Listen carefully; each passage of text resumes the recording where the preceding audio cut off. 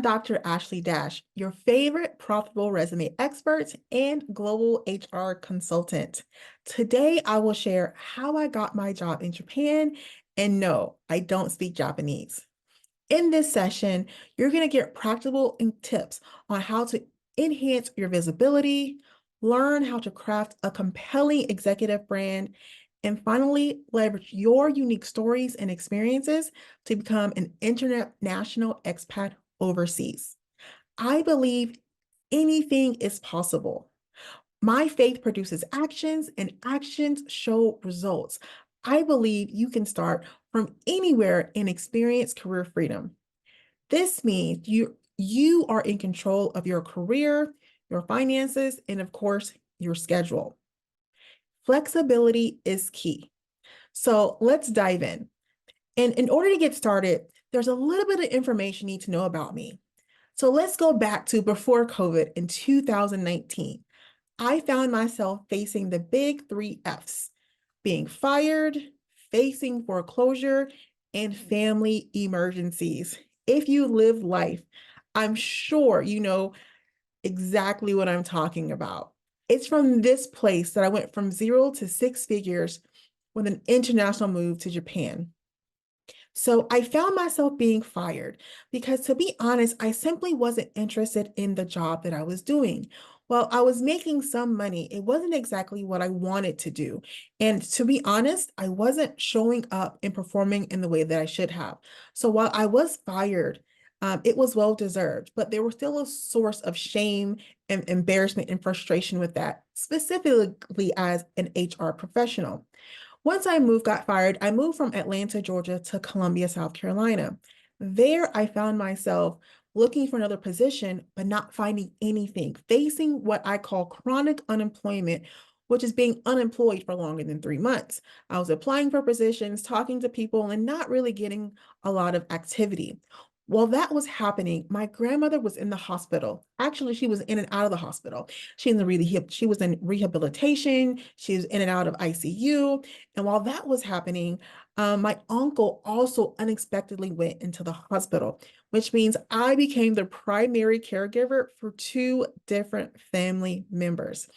And if things hadn't gotten worse from being fired to now having family in the hospital, plus not being able to get interviews, not getting callbacks for positions I was applying for, I started running out of money. I did the responsible thing and saved money for a rainy day, but my rainy day lasted longer than the savings that I had, thus eventually having me look into trying to work at the bank and try to undo foreclosure, right? The dreaded last F. It is in this space, it is from this position where I hit rock bottom. I simply didn't know what was wrong or how I was going to fix it, but I decided to have a moment of self-reflection. And this is where you should start.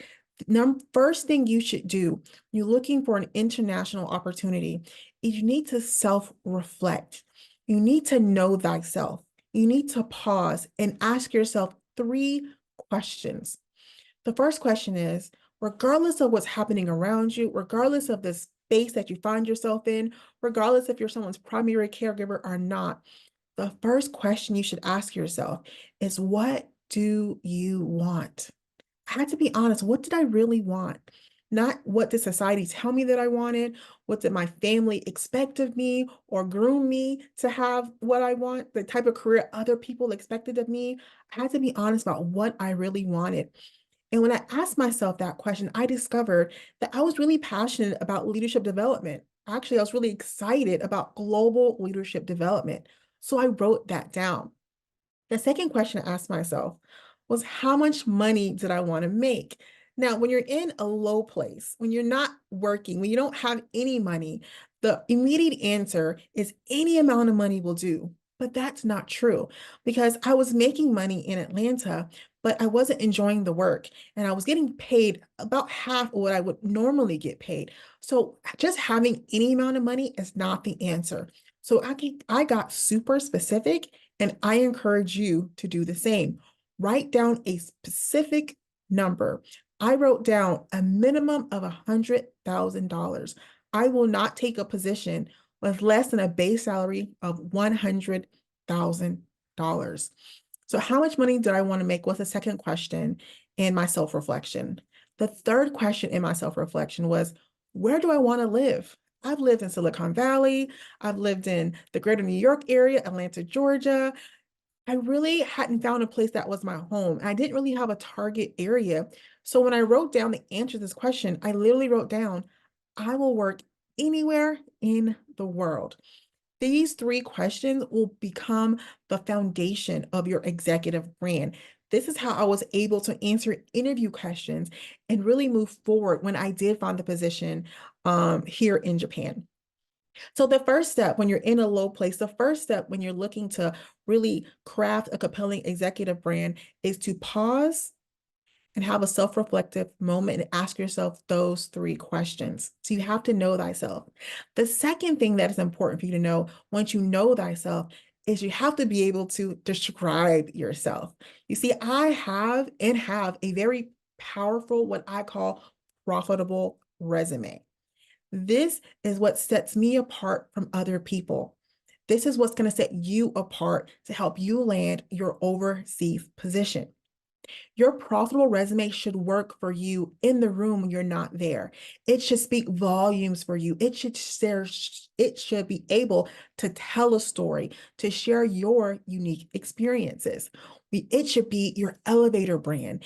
It should be able to talk about all the amazing things that you've done in your career, right? Accomplishments should be visible. Value should be identified using metrics and numbers and percentages. Okay, this is the place where you talk about where you're going, not only where you've been. This is where you can highlight what you want to be known for, not what you're currently known for. Having a profitable resume is having the ability to describe your story, describe your experiences in a way that makes sense and is captivating. And in order to do that, you have to really know what you've done. You have to practice talking about these things with yourself or in the mirror or with someone else. And it's from these spaces that you craft your profitable resume.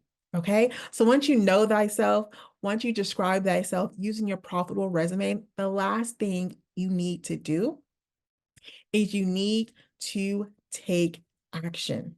Okay. You really need to move forward and promote thyself. What that means is get on LinkedIn, optimize your profile, interact and engage with other people, start building and rebuilding your network if you haven't been on there in a while. Change your photo, take a headshot, comment on articles, share articles, let others know that this is my professional presence. This is what I want to be known for. This is what I've been doing. And just share your experiences, right? Once you promote yourself on LinkedIn, you show the world, this is who I am. This is what I've done. And this is how I would be a valuable asset to your organization. Once you've done all those things, the last and most important thing that I want everyone to take away is you need to actually apply for positions on LinkedIn. And many people don't ever take for granted that LinkedIn actually works. LinkedIn is how I found my position overseas to Japan. LinkedIn is how they found out about me. And we had conversations with the hiring manager and vice presidents, and they flew me to Japan for an interview. And being prepared because I had time to self-reflect and pause about what I really wanted, having the time to have a very polished and professional, profitable resume gave me everything I needed to answer the questions and successfully navigate my new position in Japan without having to speak Japanese. Okay. So I'm so excited that you've taken the time to invest in yourself. You are the key to your breakthrough, and I cannot wait to hear about your amazing career story. If you want more tips and encouragement, feel free to follow me on LinkedIn at Dr. Ashley Dash. It's been a pleasure.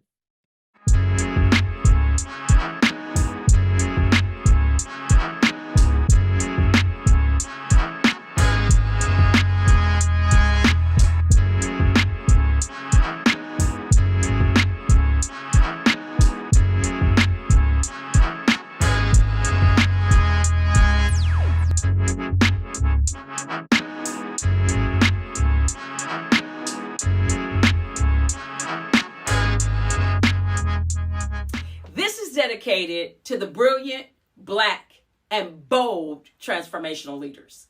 Today, we're going to journey back down memory lane. Okay, y'all. My name is not Minnie Rippleton, and I can only sing about this much.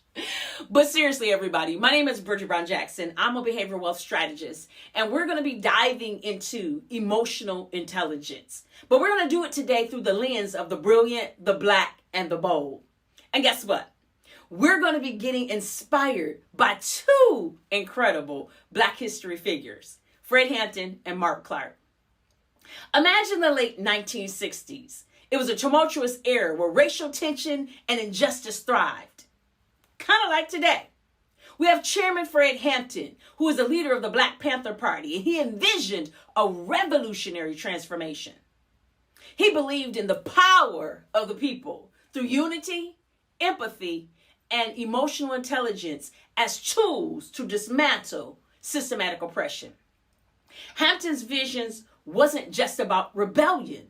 It was about building a community that was empowered through understanding and compassion. His emotional intelligence allowed him to connect with people from diverse backgrounds, transcending the barriers of prejudice. And that right there made him a target for the FBI. Now let's intertwine Hampton's legacy with another unsung hero, my uncle, Defense Captain Mark Clark, founder of the Peoria, Illinois chapter of the Black Panther Party. Clark and Hampton both, they sought to revolutionize not just the system, but the way and how we lead. These two heroic leaders, unfortunately, died December 4th, 1969. But their impact still lives on. You see it when you see me. My Uncle Mark's journey was one of resilience, strength, and tenacity. They both showed emotional intelligence, and it's a superpower. It is the skill that empowers leaders to navigate complex challenges with grace. So I know you might be saying, Black Panther Party and grace, those two words don't even go together. They were radical. Absolutely. But they did have grace. It involved a self-awareness, self-regulation, empathy, motivation, and effective communication. Both Hampton and Clark exemplified this type of leadership, that they valued emotional intelligence as a cornerstone of their revolutionary efforts. They were self-aware of the authority they had to have and command, the work that had to be done, and the risk they were taking to fulfill it. Picture this. My mother, Mark Clark's 20-year-old sister, dreamed he died just weeks before he was assassinated. Knowing what she saw, she pleaded and she begged with him not to go to the Illinois chapter and work. But he emphatically told her no, as he pointed in the floor at my 1-year-old cousin and 3-year-old Bridget and said, I have to do this. Why? Because he had a why that was greater than him. It was his niece and his nephew and the Black people that he loved so much. Who knows that they will die, but still choose to transformatively lead? My uncle, that's who. Fred Hampton was only 21 and Mark Clark was only 22, but they showed self-regulation. They knew the cost of their emotions and their behavior. Discipline defined them. They spent a mandatory 2 hours of reading every day. Every day. Do we know leaders that have that type of discipline and that type of control today? Empathy anchored their actions. They were committed to service, even as teenagers. They were leaders in the NAACP, Hampton in Chicago, and my Uncle Mark in Peoria. The Black Panthers Party survival program, like the health clinics and the consumer education and the GED training, those were direct community needs. That was empathy in action. In 2019, I authored a children's picture book that commemorated the 50th anniversary of their deaths. And we talk about the breakfast program. Did you know that the Panthers fed upwards of 40 100,000 children in the late 1960s. Now, that was before America's free breakfast program. That was empathy. They both were motivational, but just in their own ways. As a stream execution coach, under the leadership of Dr. Eric Thomas, we give our clients this flight assessment. It's like the DISC assessment. And so it helps us understand people's personalities. And if I was to analyze Chairman Fred and my Uncle Mark, Chairman Fred would definitely be the I, or the interactive type. My uncle would be the grounds crew, or the stabilizing personality. Now, if you've ever seen Chairman Fred speak, you can hear the magnetic way that he pulls people in and he garners people's attention with his charismatic ways. My Uncle Mark, he was not charismatic. He was one of them stay in the shadow type of guys. We don't even have photos of him as a family in his leadership because he liked being behind the scenes. He was the glue that helped people together. Lastly, these two gentlemen had excellent communication skills. They were great orators. Effective leadership is about expressing yourself, but it's also about impacting with your communication. They both did that. They both had emotional intelligence. They connected with community pain. They turned anger into activism, and they forged alliances with diverse people. It went beyond protest. Okay? So let's make this practical. And let's integrate how emotional intelligence can help us in our journey. First, begin with self-awareness. Grasp how to deal with your emotions to make decisions. What is your personality style? Self-regulate by managing your urgency and connecting your core values. Be empathetic and step into other people's shoes and make connections.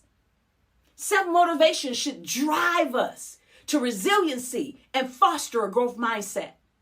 Additionally, communication is going to bring it all together. Create an all-encompassing space where social skills are valued. As leaders today, we can draw on their inspiration. We can gather from their legacy. When we're faced with harsh conditions, let emotional intelligence guide our ways with insight, responsiveness, and a commitment to positive change. Transformational leaders, let me tell you, I'm going to call you out. I need you to be in the spirit of the brilliant, the black, and the bold. Are you willing? It's time for us to unlock greatness through emotional intelligence. Inspired by Chairman Fred Hampton's immortal words, you can kill a revolutionary, but you can't kill the revolution. Let's embody this revolution like trailblazers, Chairman Fred Hampton, and my uncle, Defense Captain Mark Clark. Thanks for going back down memory lane. And as Les Brown said it best, your ability to communicate is an asset in a world hungry for your voice. So be the architects of change, leading with our hearts, making emotional intelligence not just a skill, but a way of life. Let emotional intelligence be your guide on this innovative leadership path, shaping a future that came from the wisdom of our past leaders. Everybody, my name is Bridget Brown Jackson, and I am a behavior wealth strategist.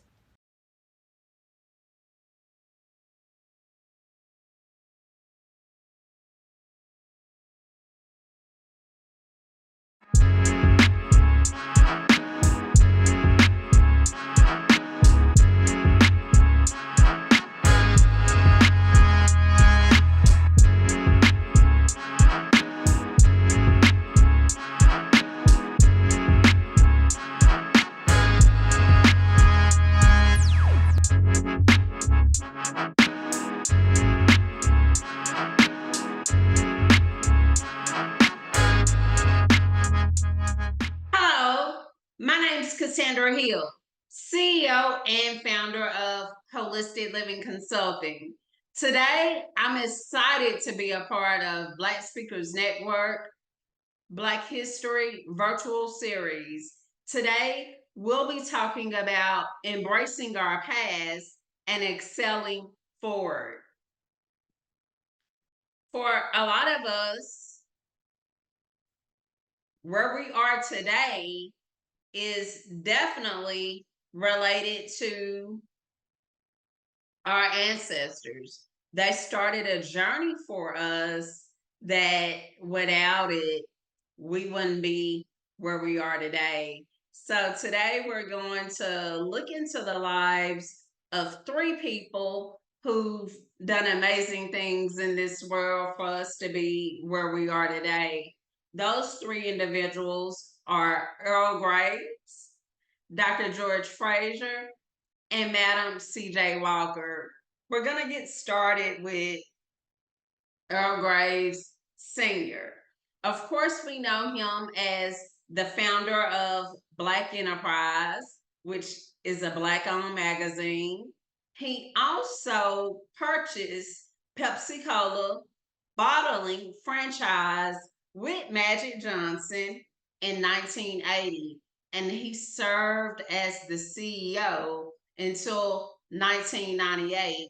Then he sold his ownership back to Pepsi.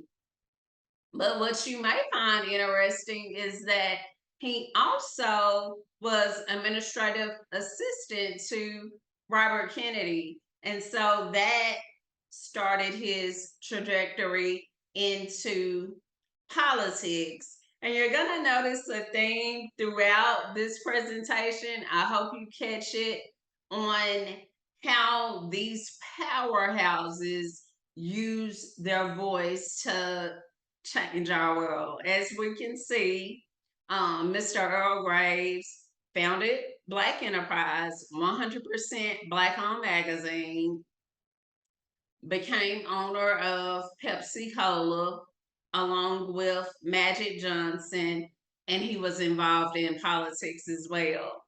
All right, that leads us to our living legend, Dr. George Fraser. And of course, we all are familiar with the number one Black networking conference. Power Networking Conferencing has existed for decades. But what I was surprised to learn, and you might be surprised to learn as well, is that Dr. Fraser actually formed a charter school called Phoenix Village Academy. He started that in Cleveland, Ohio in 1976. And do you know that school existed? It didn't close until July 2019. So for many, many years, he played a pivotal role in educating our children who make the future. And his books, oh my goodness, his incredible books. He's best-selling author. One of his books, highly recommend you read if you have not read it, especially for us speakers. Success Runs in Our Race. And so what we glean from Dr. George Fraser is the importance of educating and having a safe place for us that he created through the power of networking conferences. Because do you ever find yourself at conferences, just mainstream conferences, and maybe feeling out of sorts, maybe feeling like, I'm here, but I really don't feel at home? Power Networking Conference, if you've never been, one thing is certain, you feel at home. You feel like this is a place for me. And so he created that just for us. Our last person, certainly not least, the great Madam C.J. Walker. Of course, we know her as being the first Black woman who became a millionaire. She did that as being the CEO of the Walker Method. But here's the thing, she didn't do that alone.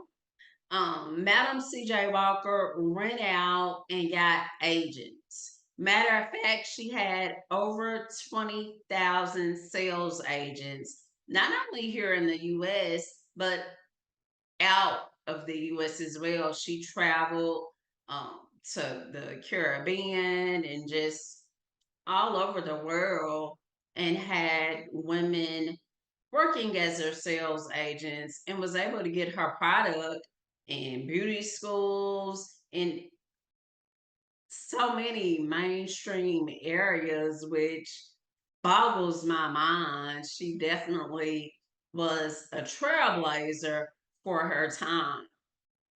One thing that you might not have known about her, which it was somewhat news to me. I didn't know the full story behind it. She developed Villa Lorero, this gorgeous, gorgeous mansion in New York that actually still exists to this day. Has been bought by a minority company, and they're looking to have it as a place that's going to be for minority entrepreneurs. But when Madam C.J. Walker developed this mansion, it was not only her home, but it was a place for political events, for social clubs, for all sort of events for Black people. She also was involved in politics, advocated her voice against anti-lynching and other issues that affect Black people. Unfortunately, those things that affected, especially when we look at um, the anti-lynching, look at the police brutality, that some of those things still exist even today. But education was very important to her as well. She covered the tuition of 6 students at Tuskegee Institute. And what I love about all of these 3 individuals, they prided themselves on having something, one, that they owned, and 2, creating a safe space for their community. So, what can we do right now in 2024 to excel our voices? First thing we can do is build a network. As you can see with each one of these individuals, they didn't grow to massive levels of success on their own. Each and every one of them had support. So build community, have a network. Your vision is too big for you to do on your own. Second thing you can do, create your own platform, whether it's a podcast, whether it's a television show. Like, you need a space for this voice to be heard. You deserve it. Last thing you can do to excel, amplify your voice, educate yourself on the needs of our community. There's so many challenges that are plaguing the Black community. Do your part to be part of that solution. That looks different for everyone, but figure out what our community needs and develop a solution. As always, I'm wishing everyone love, health, happiness. Remember, the more you know of your history, the more liberated you are. a quote from the late great Maya Angelou. And if you're looking for a speaker that will impact your audience, feel free to start that conversation with me. My website is CassandraRhill.com. We can start that conversation on how I can impact your audience at the event, and afterwards we can start that conversation at CassandraRhill.com. Thank you for your attention.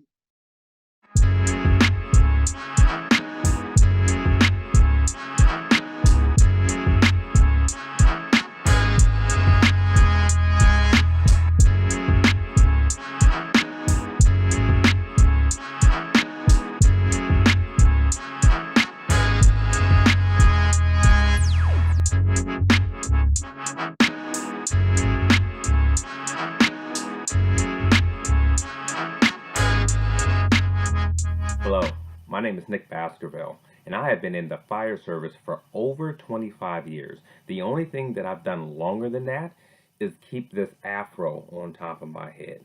32 years, in case you're wondering. In 25 years of being in the fire department, I get lots of questions of being a firefighter. I get, do you actually still get cats out of a tree? Turns out they were just trying to get away from humans. No need to get them out of the tree. Do you have a dog there in the firehouse? Well, we don't have one now. However, the history behind that is dogs, Dalmatians specifically, were used back in the days of horses as a way to help corral them and then warn people in order to get out of the way. They're kind of an old-timey siren, if you will. Then I get asked the question of, do you have a fire pole in your station? Now, I don't have one in my station. There's still some out there, but the fire pole is tied to not just a bit of fire service history, but a bit of African American history. And it leads me down this path of being excited about telling people about the things that African Americans have done in the fire service. So the pole started off back in Chicago, back when there were horses. There was a fire station that had 3 levels to it. On the bottom level, there was the actual horses that people rode. On the middle level there was where the normal day-to-day operations of eating, sleeping, and everything else. At the very top was where all of the hay was kept there for the horses. And what would happen is that there was a long pole, normally in the middle of the firehouse. You take the bales of hay, you connect them to that, and you drop them down, and that's how you got these bales of hay down there. It's an easy way to get the hay down there, which is kind of interesting, because if it's easy to get that down there, how hard was it to get it up there in the first place? I said I knew history. I didn't say I had all the answers. Anyway, so at one point, a call came out, and one of the firefighters had gotten the idea. Instead of trying to run down all of the steps, which takes forever, he put on some gloves, got a hold of the pole, and slid all the way down. He got down there so fast that the officer was like, "How'd you do that?" They went on to the call, and they came back. And then they kind of perfected this thing. They did some things with the pole so you didn't get splinters in your hand, and kind of perfected the process of like, how do you do this safely? To the point that they were doing it so fast that other people couldn't understand how were they getting to fire emergencies faster than everybody else. They were the fastest group of people to get there, and they were only African American. This is back in the time where segregation is still big, and there's a lot of division even in the fire service. So you have this all-black firehouse staffed only by African Americans that are doing phenomenal things and created an invention that has permeated the fire service ever since. I love telling that story because it's just a cool bit about the innovation and things that people in the fire service, African Americans in the fire service, can do. It's also not something I can find in textbooks easily. I've got to dig a little bit. I've got that from a particular book, but it's not something I can find in the textbook. This next story I'll tell you, it is about Garrett Morgan. Now, if you're thinking, like, was Garrett Morgan in the fire service? No. He was a straight-out inventor. But what he invented radically changed how we do things in the fire service. So again, way back when we had horses and carriages and things like that, there was a fire in New York called the Shirtwaist Triangle Fire. It is a huge fire that is often studied in the fire service. A lot of people lost their lives, and a lot of code changes changed. Well, Garrett, he saw this and thought to himself, I've got to figure out a way to help people. Now, I've never actually met Garrett Morgan. I know I look like I'm from the 1970s, but he was even before that time. And when I see pictures of Garrett Morgan, it's definitely a chocolate-skinned individual. His hair is kind of combed to the side, slightly straightened. He's normally wearing a suit of some sort or some sort of fancy dress that kind of goes along with that time period. Super smart guy. You may know him from being the inventor of the traffic light, or you may know the traffic light's distant cousin, the red light camera. They normally hang out together, particularly if you live in the D.C., Maryland, Virginia area. But one of the other things he thought of is there a way that he can help make it safer for people to go rescue other people? How does he do that? And he came up with the idea of there was a way for people to be able to breathe inside of this really smoky environment. Maybe more people could have been saved. It turns out a lot of people in fire deaths, even today, really die from smoke inhalation versus the actual burns. So if you can take care of a way to help people breathe, you can probably help save more people. So he came up with some ideas. There was this big mask sort of thing. And then he did something that's innovative, something that probably impacts you and you don't even know it yet. He came up with these canisters, but these canisters go all the way down to the ground, or at least near there, not near your feet, because that's where the best air at. He figured out that the best breathing air is actually down low. So that's why firefighters tell you in the event of a fire, get as low as you can so you can breathe that air. So he comes up with this gas mask, if you will. It's a hood, it's a shroud that you put over the wearer. It's got these two long tentacles that hang down with canisters at the end, and it draws up air so that the person can be able to breathe and go into these smoky environments further than what they ever could have done before. And it's a great invention that nobody wants to use because, again, this is back with horses and carriages, which means that racism and division is also there in abundance with it. That's until a problem came out. There was a tunnel under construction. And in this tunnel, there were a bunch of workers, and they had had a collapse. People were trapped. People from the fire department went in, but some of them collapsed, and they became a part of the emergency. Garrett comes by, and he's like, look, I've got this thing. It could probably help you. To which, again, people weren't there for it. So him and his brother put on these devices, and they went in, and they saved the remaining people and were able to recover all of the bodies.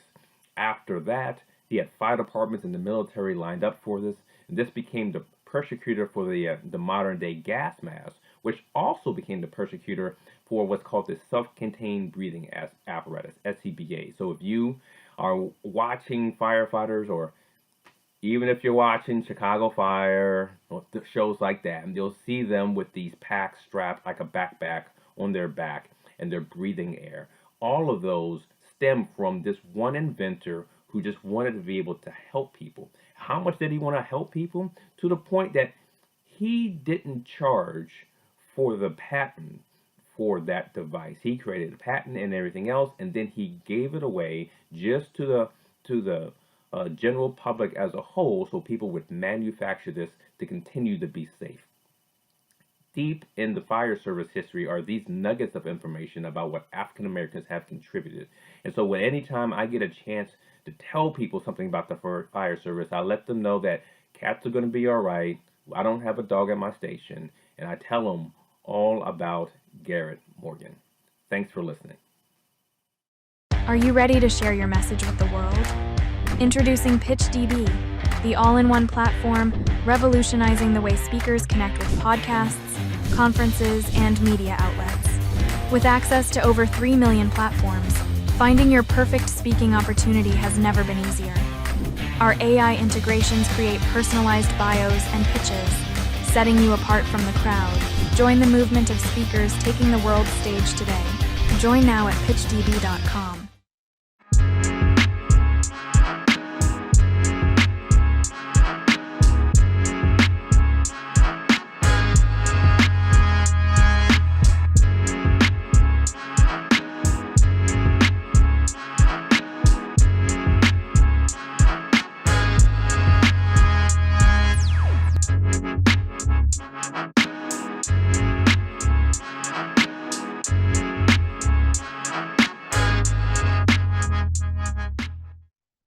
Greetings to you all. Nyoka Samuels Gilchrist is my name, and I've been a registered nurse for 17 years.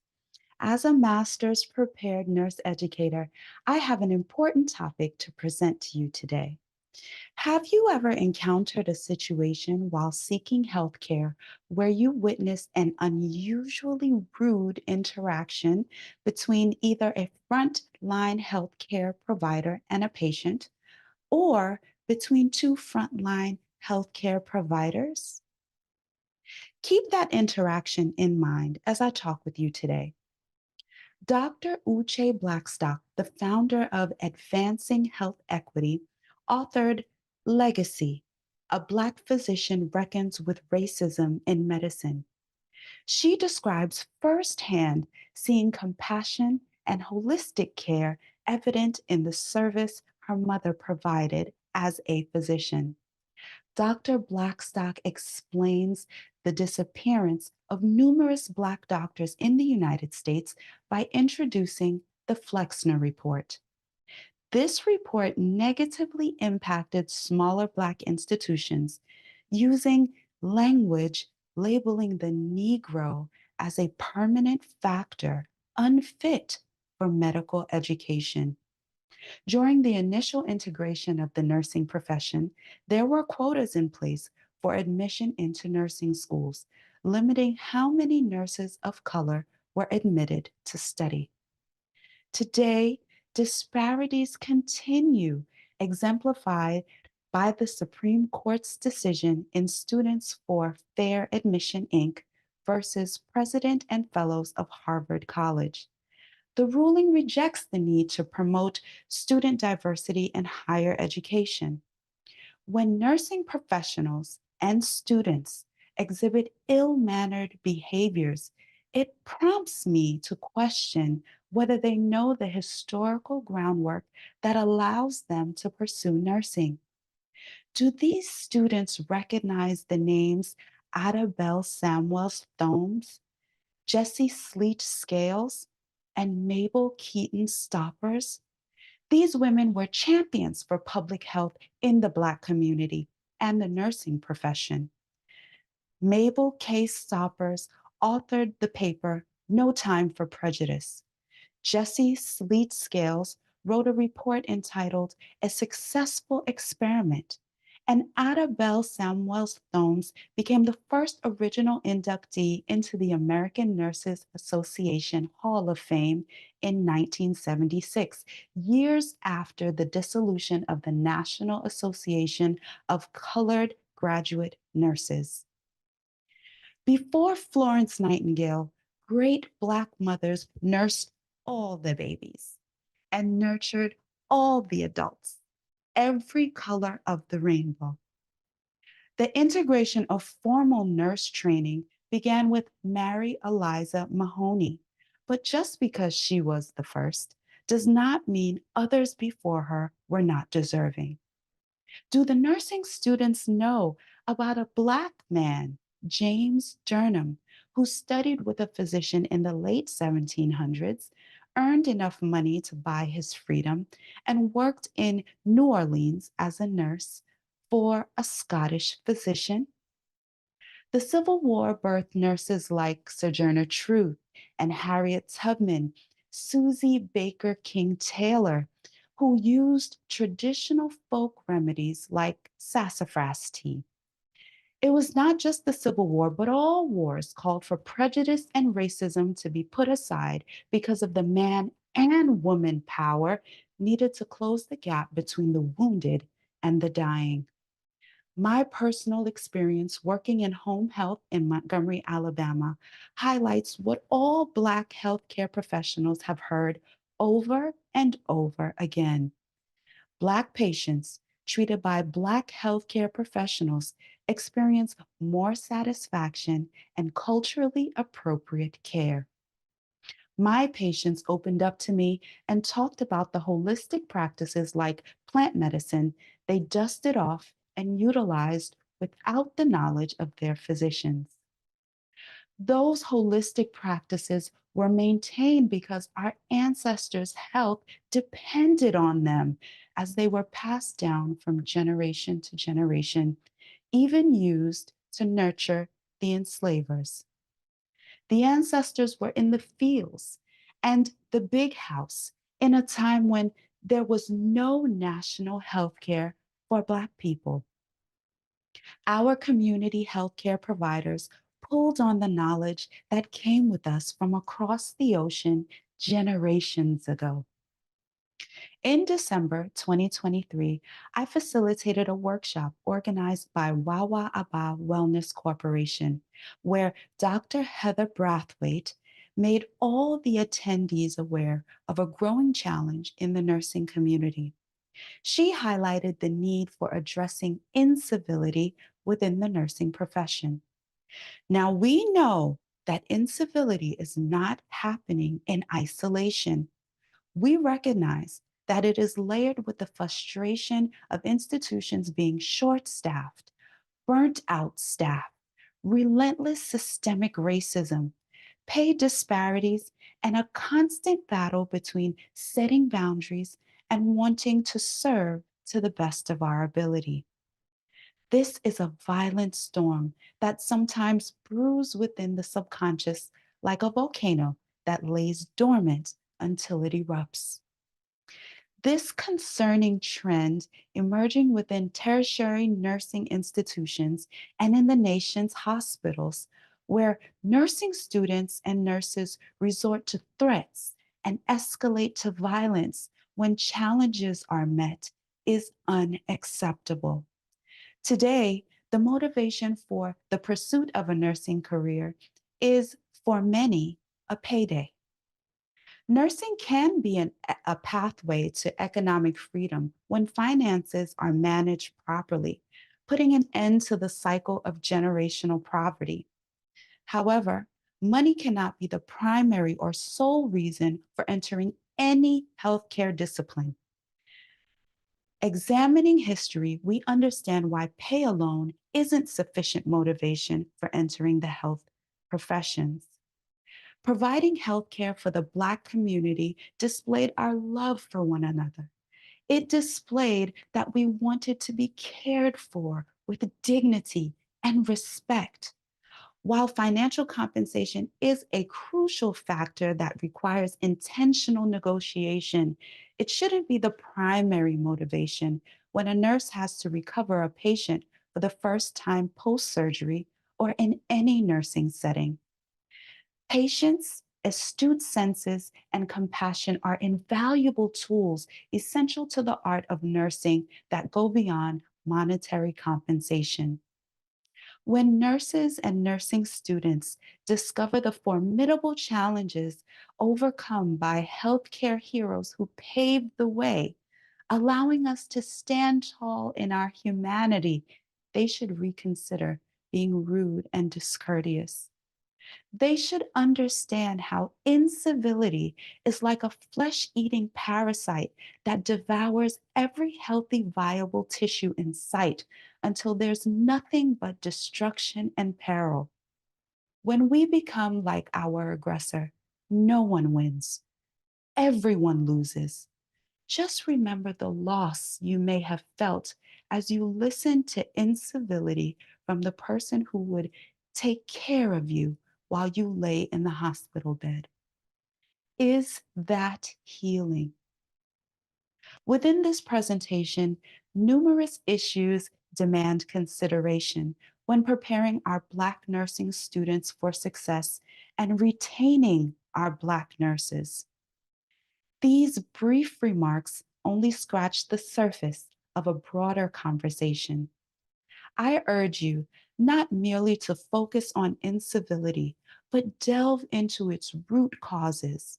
By doing so, we can ensure that the quality of care, evidence-based practice, and standards of care align with the cultural context for Black individuals seeking healthcare, as well as those providing healthcare. It was my pleasure to present to you today. My name is Nyoka Samuels Gilchrist.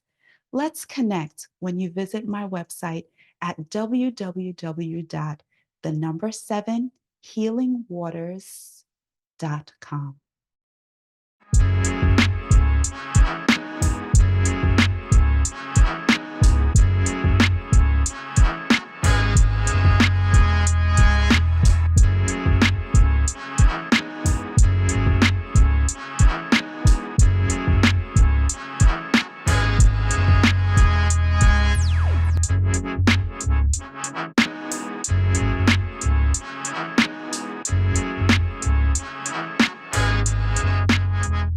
Greetings, I'm Dr. Robert Benson. So look, up in the sky, it's a bird, it's a plane. I'm going to talk to you today about the power of aviation and African Americans at altitude. So for a quick overview, what I'm going to talk to you about, I'm going to talk about the history, talk about the Wright brothers a little bit. I'll present some statistical data to you, and I'll talk about African Americans in aviation history. And I'll talk about some friends of mine and people who I know who are actually in the industry. I'll talk about the first airline that's out there. I'll talk about education and as far as African Americans in aviation. And I'll give you my personal African American history in aviation. We'll talk about aviation today and the way things have evolved to what they are now. We'll summarize, conclude, and then we'll go from there.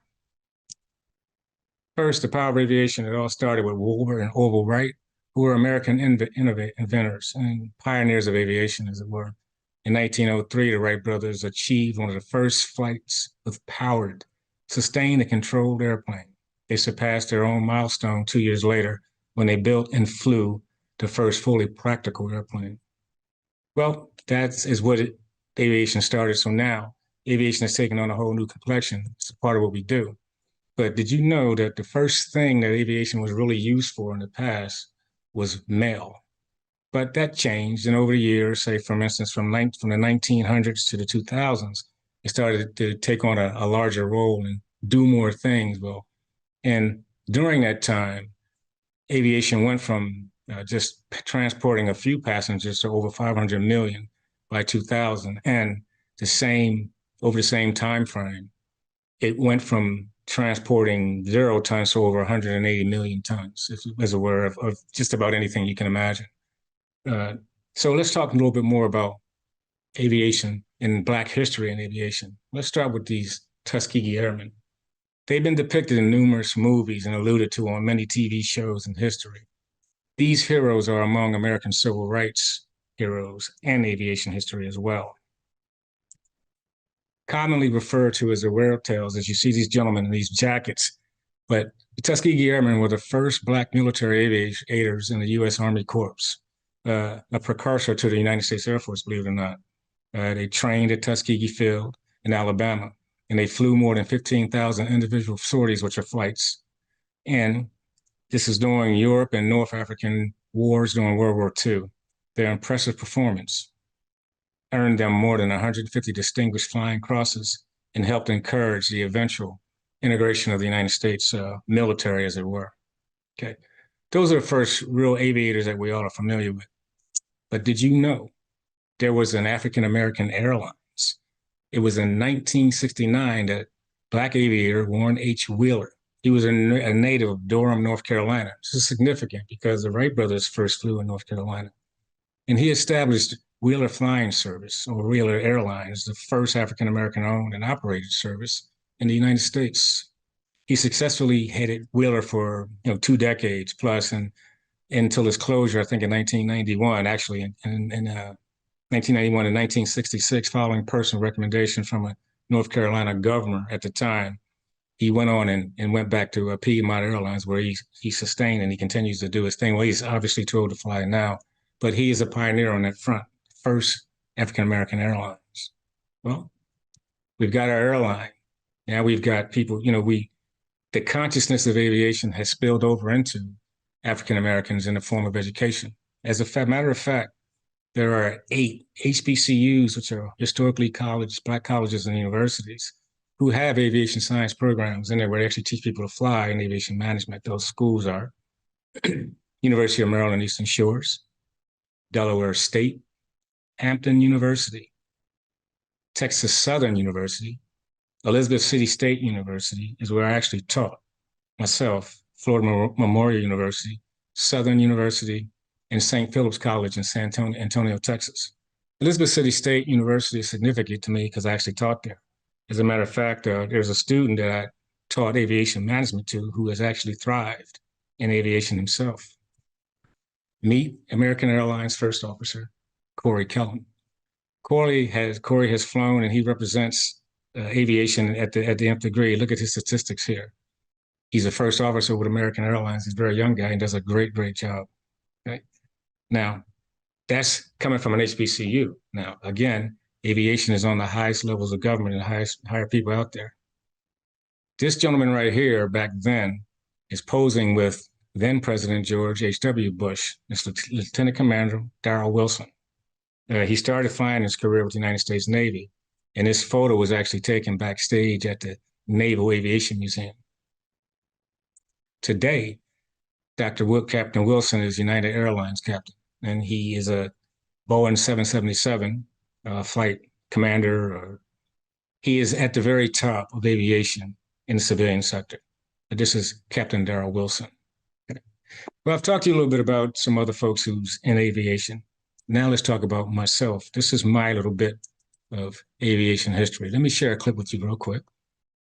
I'm Robert Benson. I'm the director of Dare County Regional Airport, which is in Manio, North Carolina, on Roanoke Island and on the Outer Banks. We had aircraft coming in from Tampa, Florida. Basically, it was too fast to stop off the edge of the runway, and it ran into the sound about 10 to 15 feet off the edge of the sound. Fortunately, the water wasn't taller than 4 to 5 feet, so it wasn't completely submerged. There were 7 people on board, 5 passengers and 2 aircrew members. Again, we were there and we were able to help them get out of the airplane, and they were in the meantime trying to get out as well. So fortunately, it was, again, the water wasn't too deep off the edge, and they weren't too far outside, so we weren't worried about drowning or anything like that, so we were fortunate. Yeah, it was a Cessna Citation 550, which is similar to a Learjet, very, very high-speed aircraft, high-performance aircraft. It's just a cursory look is that it's probably totaled. There's some significant damage to the front end of the landing gear, some severe damage on the right wing, and other than that, just being submerged in water was pretty much most of the damage. That is my piece of Black history, and the point I'm making to you here with this is that there are a whole lot of other things to do in aviation besides fly. I was the manager and the director of Dare County Regional Airport in Manio, North Carolina. What's significant about that is that Dare County is actually where the Wright brothers first flew. So there is my personal piece of Black aviation history, as it were. But the power of aviation continues on. I mean, today, African Americans in aviation is no longer an anomaly. It's the norm. It certainly is the norm. We have Black astronauts. They're aviation managers, as I was before. We have air traffic controllers, and we have engineers, electricians, technically savvy professions throughout. And of course, UAVs, the list goes on. But there is, along those lines, we are still actively recruiting in all these different positions in the profession of aviation. The bottom line is, as aviation has evolved, there's been this constant trajectory, and we are out at the forefront of it. So kind of in summary and conclusion, what have I talked to you about today? I talked to you about the Wright brothers, those dudes that really showed perseverance and made sure we were able to fly.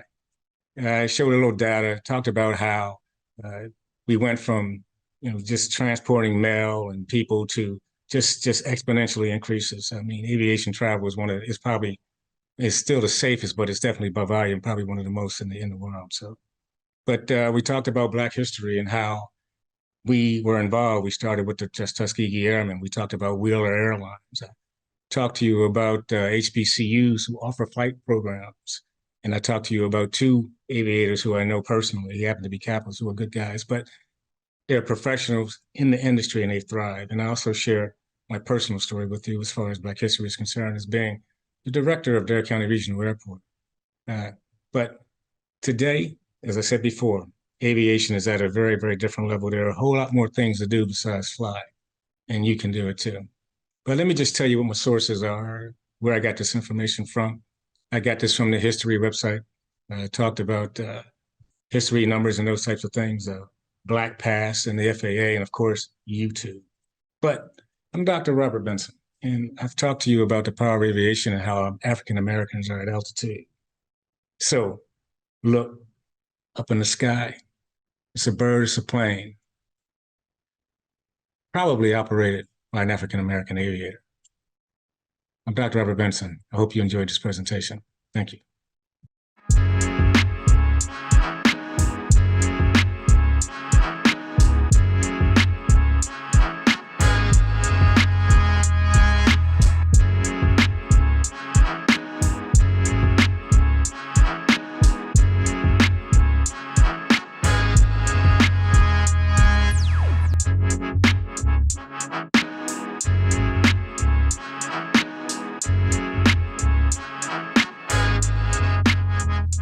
Hello, this is Sheila P. Spencer, storyteller, inspiration, with custom-made inspiration, created and curated just for you.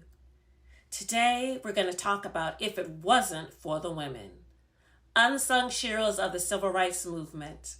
Can you say with me, if it wasn't for the women? Today, this is going to be a love letter. This is a message of gratitude to the heroes that I want to bring. And I want to open up with a message, a quote from a queen, Coretta Scott King, that reminds us of why it's important that the stories of these unsung heroes must be and will be told. When she says, "Women, if the soul of this nation is to be saved, I believe that you must become its soul." I dedicate this to the movers, to the shakers, known and unknown, who were pivotal and instrumental in the Civil Rights Movement, in the Black Power movement, and beyond. To others, their stories may have been unsung, but today we are going to sing their song. I want you to say it with me. We're going to sing their song. If it wasn't for the women, unsung heroes in the Civil Rights Movement and beyond. We're going to embark on a journey to unveil the hidden narratives of so many of the women that were remarkable women who, though often overlooked, played instrumental roles in the life of the movement. It's important that we know that these women are women who literally shaped and changed the course of history, not only for this nation, for this world. So this presentation isn't just a tribute, it's a recognition of a soul of a nation saved, the melodies of unsung songs that resonate throughout time. And as we explore the pivotal contributions of just a few of these movers and shakers, both known and unknown, let's keep this pivotal thing in mind. Let's acknowledge their enduring impact. Let's amplify their voices.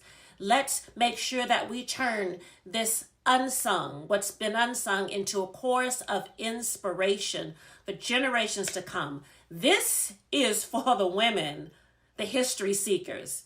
This is for those of you who are intent on discovering the hidden narratives. This is for those of you who are true history seekers. This is for the stories that haven't yet been told. And this is for what they meant. This is a dedication to the heroes of the Civil Rights Movement. Let's sing their song. Fannie Lou Hamer, we sing your song. Fannie Lou Hamer was a powerful advocate for voting rights and beyond. She co-founded the Mississippi Freedom Democratic Party and spoke passionately about voting rights, civil rights, and human rights. She wasn't afraid to challenge the status quo. She wasn't afraid to push back. Fannie Lou Hamer reminded us that you can pray until you faint, but if you don't get up and try to do something, God is not going to drop it in your lap. Fannie Lou Hamer reminds us that we are to embody a life of moving in the direction of what we pray for. She prayed with her feet. She prayed with her voice. She prayed with her bravery. She prayed with her actions. We sing her song. Fannie Lou Hamer, sing her song. Ella Baker, we sing your song. Ella Baker was a brilliant organizer and activist. She understood the power of presence, and she understood the power of creating spaces where people's voices were valued and honored. For Ella, everyone had a voice regardless of age, gender, or background. I love how Ella Baker defied so many of these roles in a movement that was often dominated by men. Yet Ella knew who she was, walked in her gifts with confidence. Here she was in her late 50s and early 60s, influencing a generation of world changers. That included the late John Lewis, Diane Nash, Joyce Ladner, Kwame Ture, formerly known as Stokely Carmichael, and so many others. Here was Ella Baker, revolutionary. She embodied that truth, that revolution isn't confined to an age or a gender. We sing her song, Ella Baker. We sing your song. Queen Mother, Septima Clark. Queen Mother, or some consider the grandmother of the civil rights movement. First of all, Queen Mother was an absolute trailblazer in the field of education, focusing especially on adult literacy programs to empower African Americans in the South. Second, we cannot ignore her role in developing citizenship schools was absolutely groundbreaking. She provided marginalized and overlooked communities with the tools and the resources and the knowledge that they needed to overcome voting right barriers. And third, we cannot ignore the fact that Septima Clark, Queen Mother Septima Clark, her unwavering dedication to equality transcended racial and gender boundaries, making her a key figure in bridging gaps and fostering unity within the movement. She was a groundbreaker, a pioneer. We sing her song, Queen Mother Septima Clark. We sing your song. When we take the time to revisit the lives of these remarkable women, Fannie Lou Hamer, Ella Baker, and Queen Mother Septima Clark, it's important to realize that every time a story is told, we uncover the hidden melodies of their impactful contributions to the civil rights movement and beyond.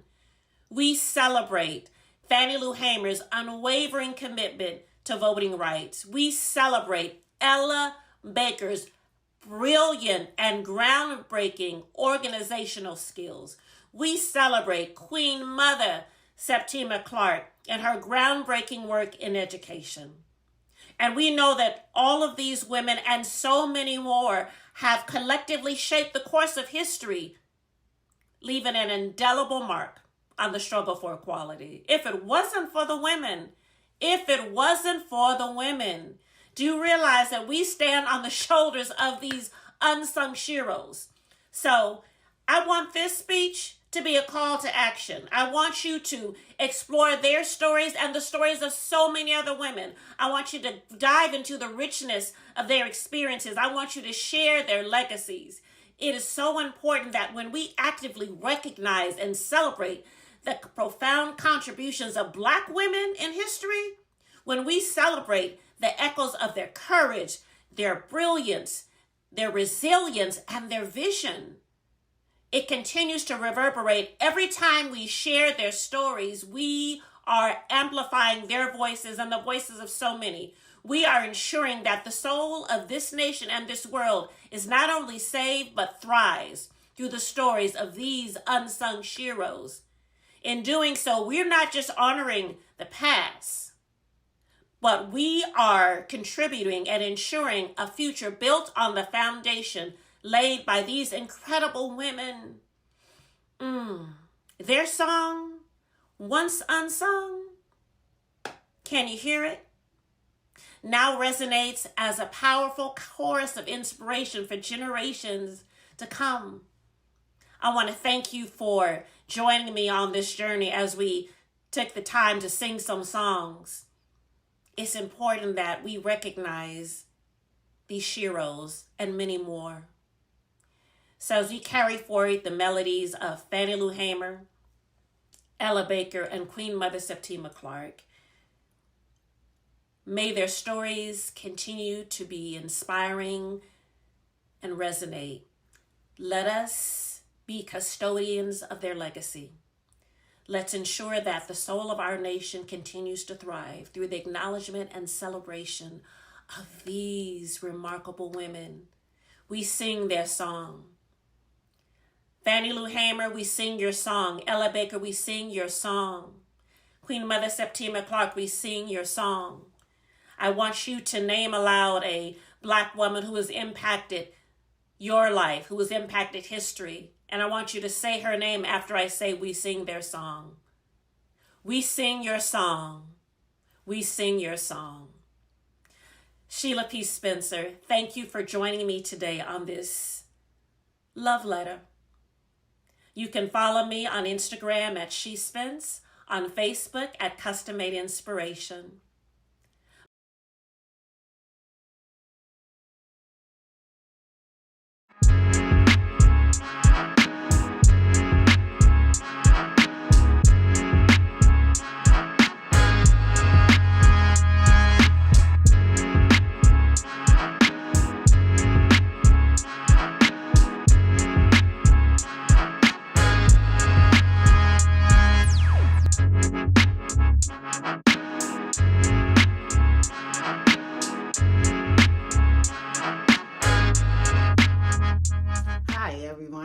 I'm Sergeant Stephanie Shannon, the founder and CEO of Michigan Women Veterans Empowerment.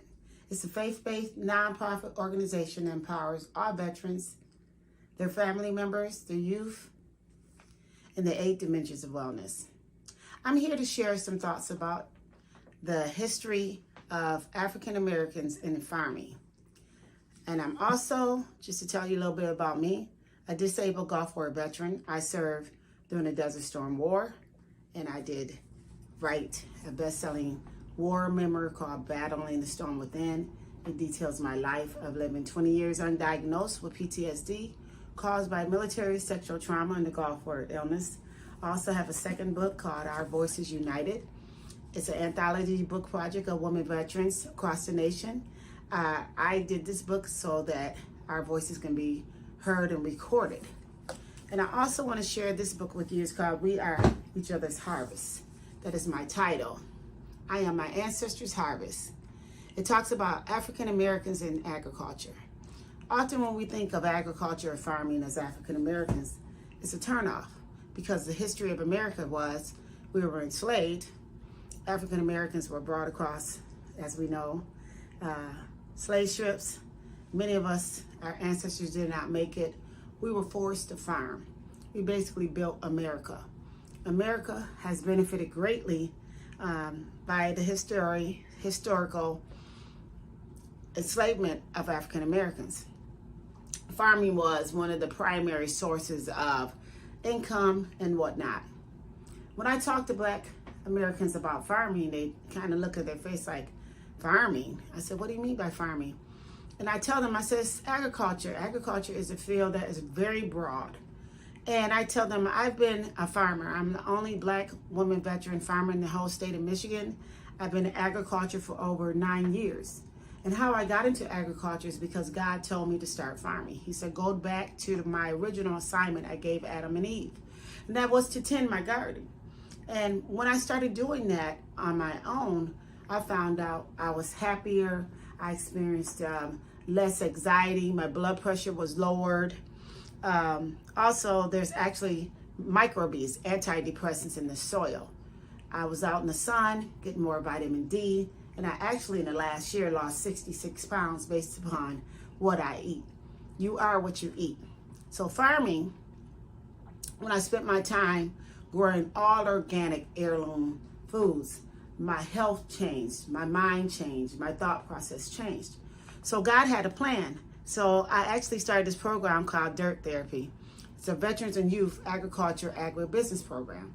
And I'm sharing that with you because often when we think of farming, we see people way out in the fields with all this equipment growing corn. But you can start with just basically what is in your hand. If you have an apartment, if you have a home, if you have a backyard. You know, I actually started with a house and I started farming there. And then I've grown into where I have a greenhouse and we're cultivating rabbits and quail and chicken and ducks. So over the years, God has expanded the agriculture field. In agriculture, you can do grow such as soil grow, where you start right with container gardens. You don't have to have a lot of land.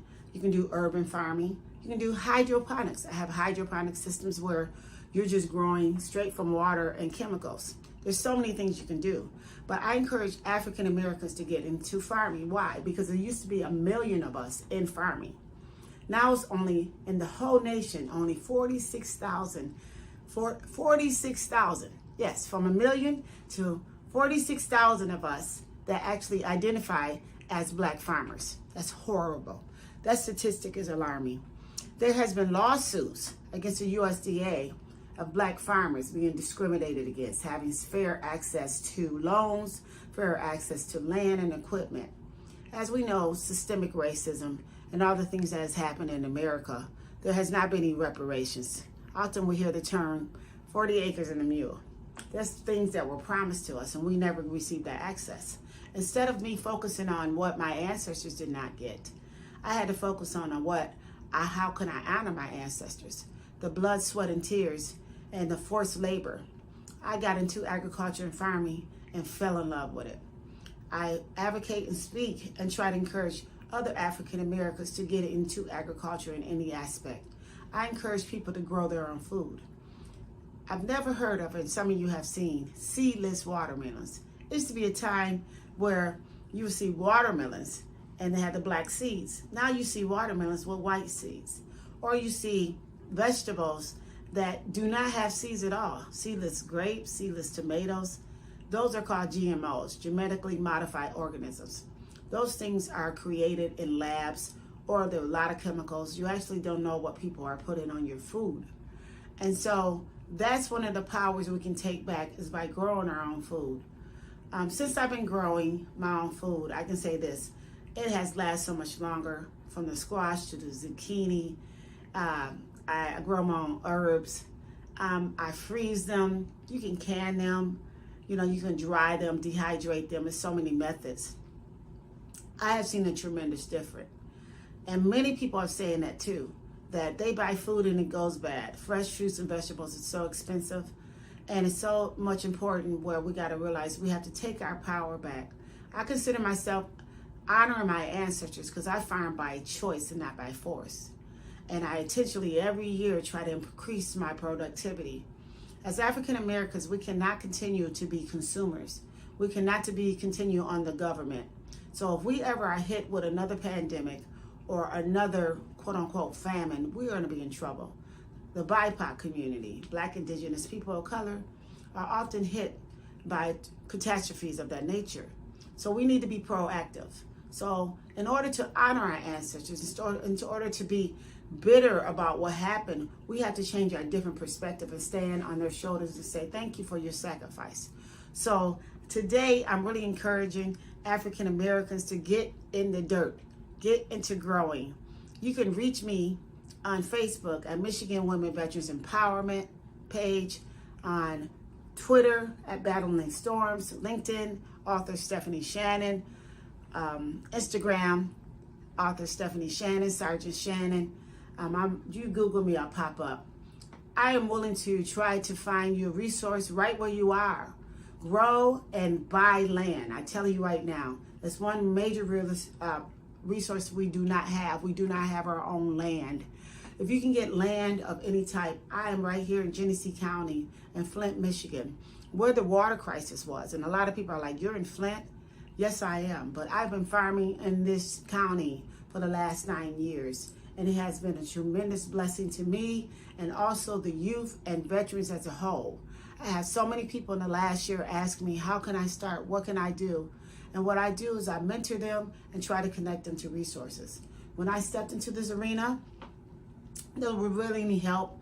Most of the sectors and most of the meetings I came to, I was always the only African American woman, and I often didn't get the answers. So I tell people, you got YouTube University there that has so many information on how to farm, how to grow home, right where at your home. Get you some organic heirloom seeds. It's getting to the point where it's going to be hard to access that. And do not take it for granted that you're able to do these things. It doesn't have to be difficult. It doesn't have to be something that's stressful, but start growing your own food. We need to honor our ancestors' sacrifice for all they've been through. We need to take care of our bodies. You are what you eat. You can change your life just by putting the proper food and the nutrition into your body.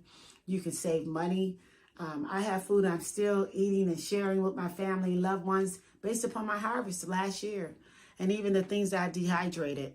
So I'm just here to encourage you and encourage everyone to step into this field of agriculture. Please reach out to me at those channels. Michigan Women Veterans Empowerment. Sergeant Stephanie Shannon is here for you. My number is 810-373-5744. I want to see more Black farmers, especially our youth that want to get into agriculture. You can make money in this field. You can create a product. You can do something unique. But believe me, we are our ancestors' harvest. So let's honor them by doing something that has never been done before. Let's increase the farmers' numbers by being those that are producers and not consumers. God bless you. You take care. And know this, that we need to honor our ancestors. In this month, Black History Month, you make history by becoming an agricultural specialist. God bless. Meet PitchDB, the ultimate platform for speakers looking to make their mark on podcasts, conferences, and media outlets. PitchDB provides access to over 3 million platforms, ensuring you find the perfect avenue for your message. With AI integrations, your bios and pitches are tailored uniquely to each opportunity, giving you the edge you need. Join now at pitchdb.com.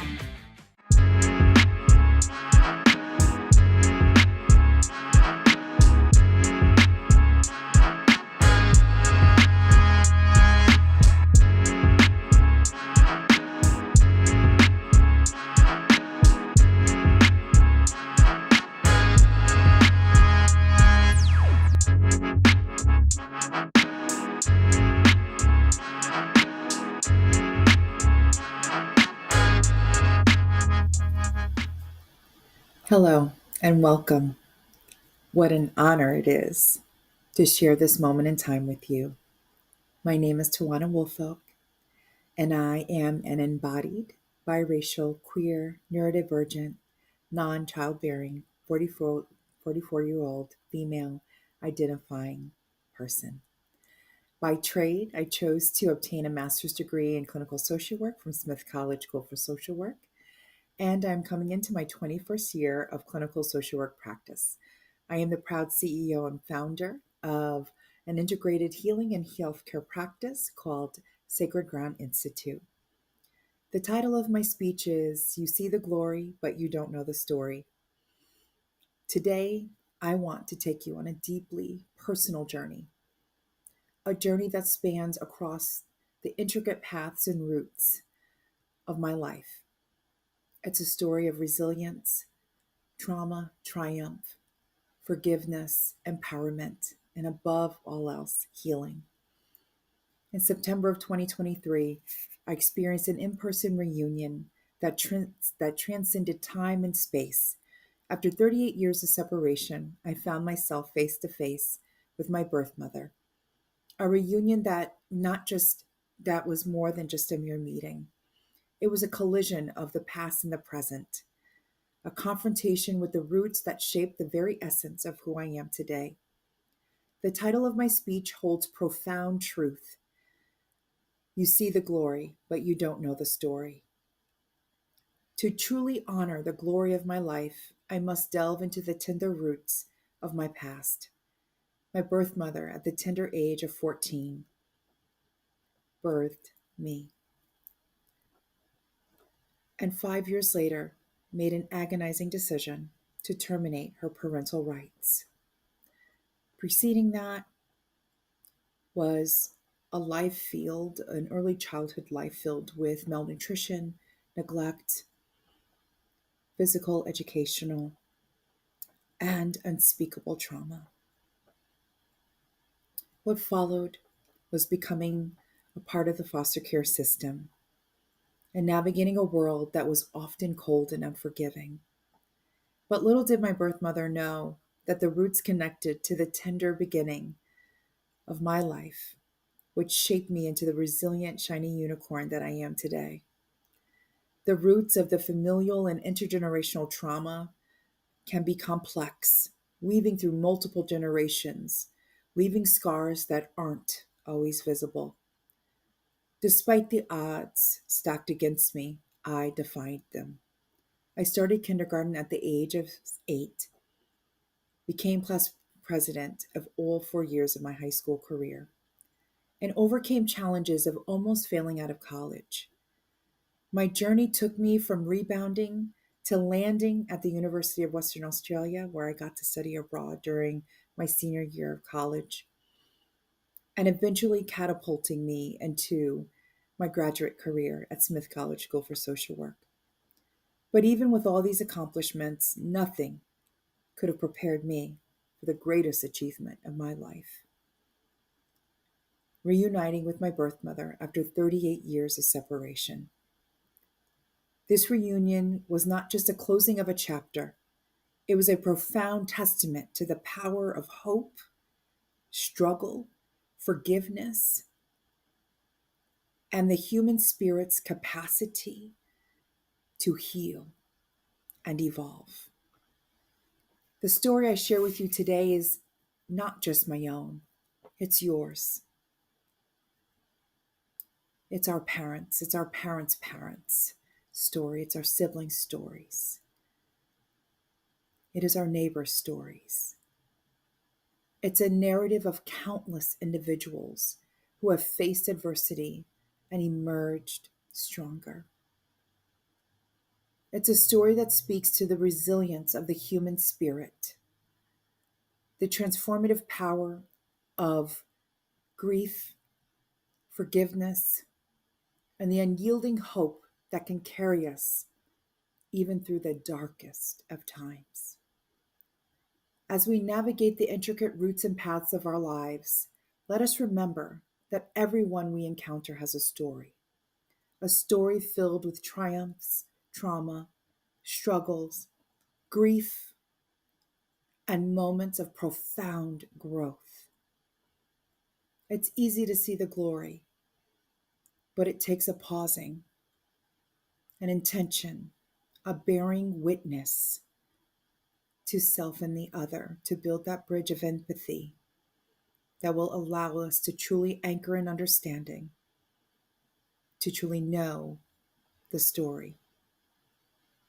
In closing, I encourage each of you to reflect on your own roots, the paths you've walked, the stories that have shaped you.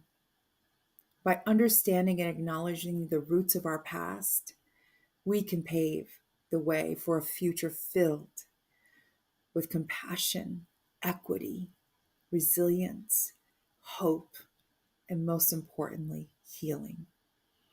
I thank you, I honor you, and I welcome you to follow me at Sacred Ground Institute on IG, Facebook, and YouTube, to look me up for your speaking engagement needs. It will be such an honor to share space and community. Peace and love.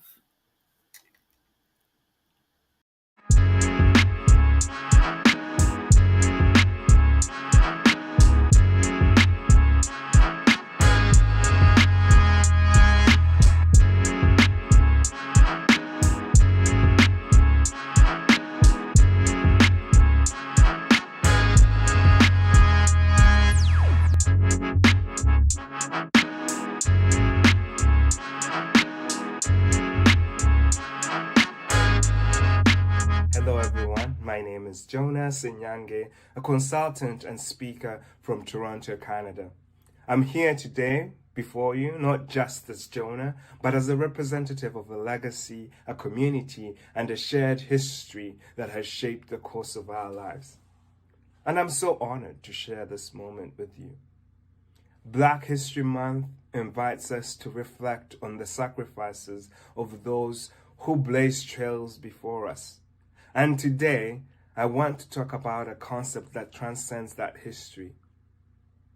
A concept that resonates with the very spirit of Black History Month: owning your power. In a world that sometimes confines us to these echo chambers, that can prevent us from learning, reflecting, and honoring. And I say that because today some of us will find ourselves in different places. Some of us are still learning, and that's okay. To honor and reflect, we must first learn. And so my heart is postured towards both reflection and honoring. Owning your power is not just about acknowledging the struggles of the past. It's about drawing inspiration from those struggles to shape our present and future. As we look back at the lessons of Black history, we see courage, resilience, and the strength of community. It's now our turn to step into the stage of life, embrace risks, and seize the countless opportunities that surround us. We stand on the shoulders of those who risked everything. They risked everything for freedom, for justice, and for equality. Their sacrifices were not in vain, because the lesson for us is very clear. We must dream and pursue that highest quality of life. Harriet Tubman wisely said, and I quote, "Every great dream begins with a dreamer. Always remember you have within you the strength, the patience, and the passion to reach for the stars to change the world." Chasing our dreams requires relentless effort. Even when the path seems unfamiliar and doubts are lingering, we must take the risks. Consider the unimaginable struggles and injustices faced by those who came before us. If they achieved remarkable feats under oppressive circumstances, what excuse do we have not to accomplish our dreams? None. Absolutely none. I know I can't even come up with one excuse. Barack Obama once said, and I quote, "Change will not come if we wait for some other person or if we wait for some other time. We are the ones we've been waiting for. We are the change that we seek." Let this be the driving force that propels us forward, armed with resilience, determination, and an unwavering spirit. As we navigate our individual journeys, let us do so with the knowledge that opportunities are many and the possibilities are endless. Let us march ahead undeterred, for the strength of our dreams far surpasses any adversity we may encounter. Before I conclude, I want to take a moment to honor those who paved the way for us. I come as a person, but I stand as 10,000. Every room I walk into, I'm not just representing Jonah, but I'm also representing the people that paved the way for us. I am unapologetically Black, and when I walk into a room, my Blackness comes with me. I urge you to stop making the world think that we are by ourselves on our journey to our ambitions and our passions. Please lean on your community, or at the very least, find your tribe. Your skin color, your hair, your culture won't be loved by everybody, but they mean something to somebody, and that somebody is part of your tribe. Without the sacrifices of those before us, I wouldn't be here. I wouldn't be taking up seats. And I know for sure I wouldn't be pulling myself up to the tables with courage. I would also love to acknowledge the indigenous communities in North America that supported the arrival of Black people. Their liberation mirrored our need for freedom, and I thank them for that. In closing, I want to emphasize the importance of knowing that you are enough. It is your birthright to thrive as your full, authentic self at all times, everywhere, no matter what. I wish you the freedom to choose yourselves, giving permission to be the free will and agency needed to honor your truth. Remember, you belong, you are enough, and you are loved just as you are today and every day. May you be filled with peace, love, and happiness. And remember, because of them, we can. Thank you so much for giving me this opportunity to speak. Please connect with me on LinkedIn. My name is Jonas Nyange, and you can also follow my journey on www.nthusa.ca. Hope you all have a wonderful day.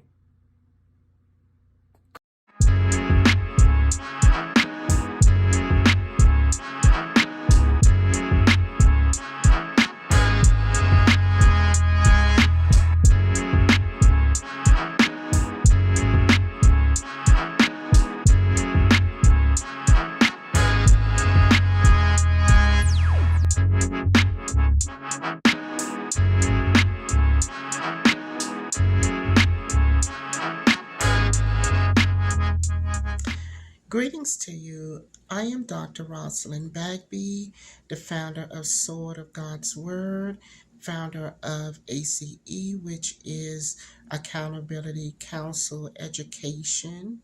Apostolic Council Education is what it is. And I am also a book author and a part of the Black Speakers Network.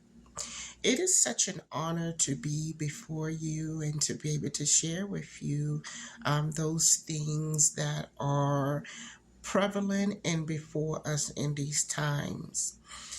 As many of us are sharing, and what a powerful thing with words, and how words can come forth to express healing and deliverance, and to set many people free mentally, just by words. Words have power.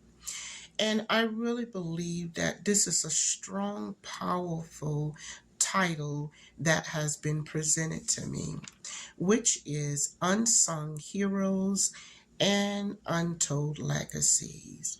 When I heard the title, I'm telling you, it pulled at my heart, because how many of us know that the grave is full of unsung heroes and untold legacies? I think about my father. He's my unsung hero, and he's my untold legacy. He was one that supervised over Amtrak in times when it was difficult, and it was not popular for one that is of color, a black person. During those days, the whites were on one side and the blacks was on another side. And we have come such distance since those times, but he came up in times of great struggle and great depression. And he's my hero.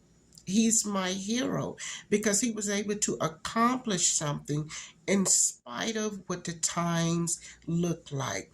I looked at something that the late Martin Luther King had wrote down, and I thought it was very profound for the subject and for me talking about my father. And it says, your ultimate measure is not where you stand in moments of comfort and convenience, but where you stand at times of challenge and controversy.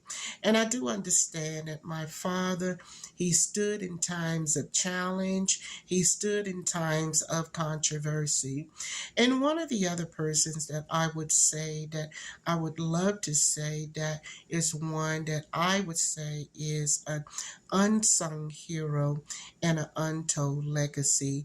One of the young ladies that myself and my husband had raised up back in the 90s, and she felt like that there was no good in her and that God could not use her because of what she believed about herself. But God had something different for her beyond what she believed. And when she got set free mentally, I tell you, God used used her beyond measures. And I remember the day that she cried. She cried and she said that God could use somebody like me. How could he use someone like me? And she wept. And I tell that story quite a bit wherever I go because I find it to be so humbling and so powerful because she did not see the good or the quality that was in her. As I looked up the title, and I looked up to get the understanding or to be able to just relay what it means to be an unsung hero and an untold legacy. It states that an unsung hero is a person who has achieved great things or committed acts of bravery or self sacrifice, yet is not celebrated or recognized. An unsung hero may be someone who acts bravery in battle without notice, or someone who sacrificed himself for the good of the group without recognition. And we have many of those who have sacrificed themselves, who have gone through many different things, but have not been recognized. But I tell you one thing, whether man recognize or not, God has recognized and he honors. The Bible says that he will cause your name to be known in the earth. That's the God that we serve. And at this particular moment, I would like to say that there's good in you, just like the woman, Liz, who thought that there was no good in her. She didn't know that there was a hero in her, that once she got set free, God used her to set other people free, to heal them, to speak words of encouragement and so forth. She is an unsung hero and an untold legacy. And so are you. Never give up on the thing that is in your heart. And even as I would even go back to state with my father, never allow the difficulties of life to keep you from your dream and your vision. You were birthed for a reason because they're good in you. There are goods in you that you have yet to see. Remember, the grave is full of unsung heroes and untold legacy. Once again, I am Dr. Rosalind Bagby. You can find me on Instagram under Dr. Rosalind Bagby.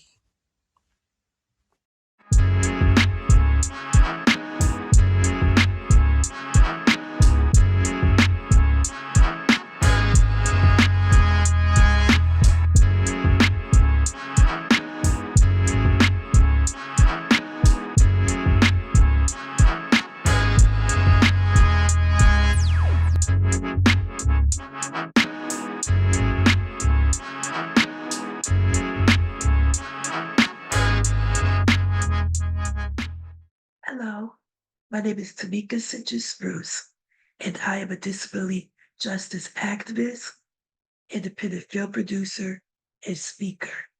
And I come to you today because I love history. So I'm excited to present the history of African Americans with disabilities. I too have a disability. I have a physical one, a spinal cord injury that left me paralyzed for the mid-chest down. And so growing up with my disability, I did not know anybody really, history-wise, or notable figures with disabilities, maybe besides Helen Keller.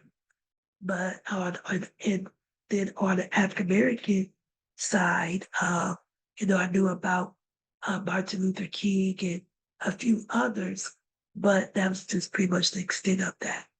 And so, as an adult, I believe history is important. You don't know, where you are until you know where you've been. And so, history is very important to me. So I was asked in 2017 to put this presentation together for Eastern Michigan University. Since then, I have presented to many colleges, universities, and nonprofit groups talking about and raising awareness of notable history of African Americans with disabilities. And so today, I'm just going to share four notable figures from history. The first person I will talk about is Blind Thomas Wiggins. Blind Thomas Wiggins was born in 1849. He was enslaved. And so, about 3 or 4 years old, the slave master found out that he could play the piano verbatim. And so from there, the slave master took him and paraded him all across the country and even the world. He went to Europe, um, just like many different places. He was the first African American at the White House. He was compared to Beethoven of his time. Even after slavery, he was still held hostage and wasn't able to receive any of his earnings. And this was through the means of guardianship. His mother, Charity, did try to fight for him and to get, guardianship over him, but the judge ruled against it. And so he was pretty much under, white people, and he never received any of his earnings. He died in 1908. Besides being blind, it is also has been said that he more than likely was autistic because he was able to mimic people's voices, and he had the physical characteristics and mannerisms of what we know of people with autism today. So that's been said he was autistic and blind, and a very notable pianist. Another person that many people did not know had a disability, but many people do know of who she is Harriet Tubman, my personal shero. Harriet Tubman, her disability was epilepsy, based upon definitions of disability today. Um, she will classify as being disabled. And so, we already know the story of Harriet Tubman. She led hundreds to freedom. She had visions, and she was unstoppable. And so, besides being a fearless leader and a Moses of her time, she also had a disability. Another unknown figure in history is Elizabeth Suggs. Elizabeth was born in 1876 to formerly enslaved parents. She was very smart. She had brittle bone disease, so she used a wheelchair.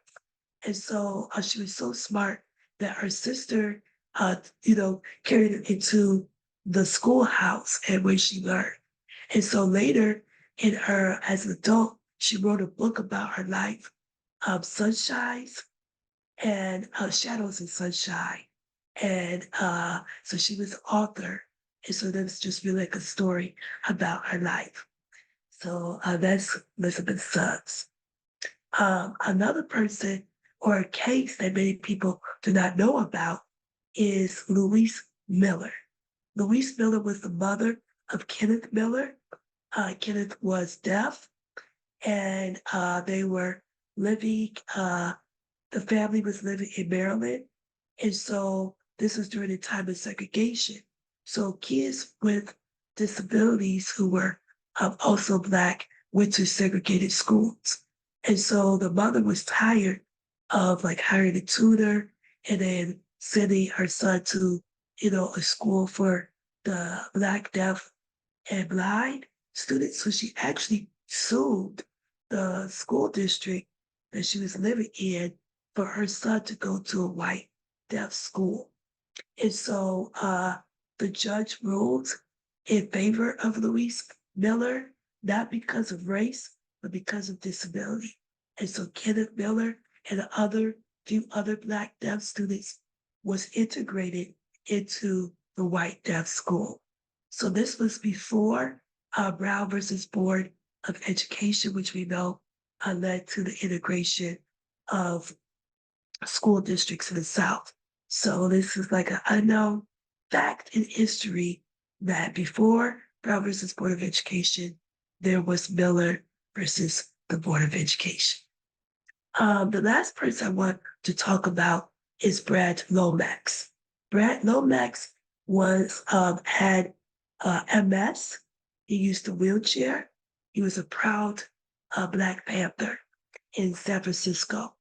And so during the 1970s, 1973 to be exact, he and other disabled people wanted to fight for our rights and not to be no longer discriminated against. And so they took over and did a sit-in in a federal building. And so to pass the Rehabilitation Act of 1973, which prohibited discrimination against people with disabilities, federal programs. And so during this sit-in, he brought in the Black Panthers to actually help with the sit-in. And so they brought in food and things of that nature to help the activists out. And so he was very a notable figure in the Black Panther Party and also in disability history. And so his name again is Brad Lomax. And so that is just four of many people who changed history, who affected history, made notable contributions. And so I'm really excited and thank you for the opportunity to present this information. And if you would like to know more history, you can go to my website, www.tamikacitronspruce.com. You can also find me on Facebook and LinkedIn. Thank you.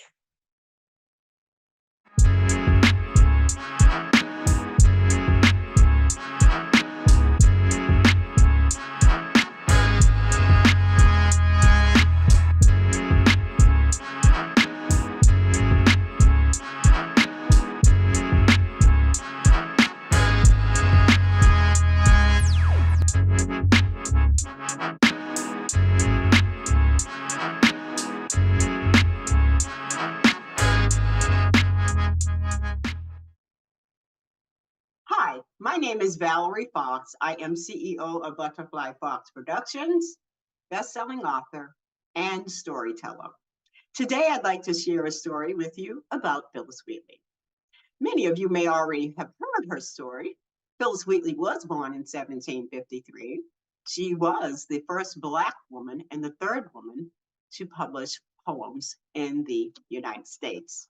Now, today, my focus is mainly going to be on this three ladies in the story who I am calling extraordinary women, which include Phyllis, okay? So during the 18th century, three extraordinary women, Phyllis a poet, Susanna a mentor, and Selina a countess, lived worlds apart, but yet they embarked on an unusual journey. And they created a powerful mentoring relationship. So let's sit back, relax, and listen and learn and see how faith, courage, and determination empowered them. So can you for a moment just imagine that you're traveling back in time? It's the year 1761. We are in Gambia, West Africa.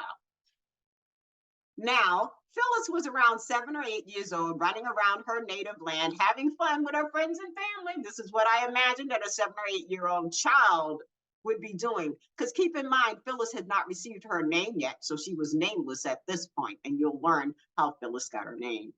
But one day, while she was out playing with her friends and her family, the bad, evil men came, and they were carrying guns and whips, and some of them were really cruel to the captives because they would just whip them for no reason.